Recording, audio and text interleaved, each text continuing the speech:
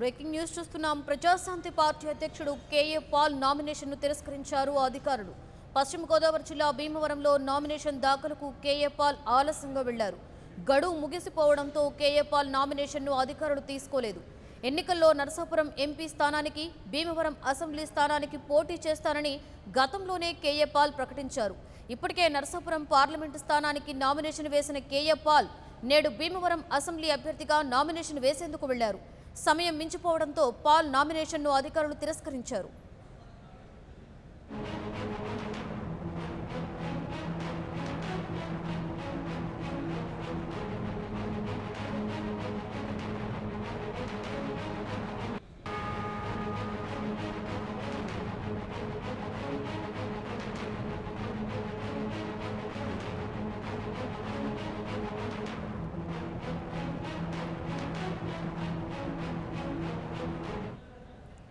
Praja Shanti party అధ్యక్షుడు KA Paul నామినేషన్ను తిరస్కరించారు అధికారులు. పశ్చిమ గోదావరి జిల్లా భీమవరంలో నామినేషన్ దాఖలుకు కేఏ పాల్ ఆలస్యంగా వెళ్లారు.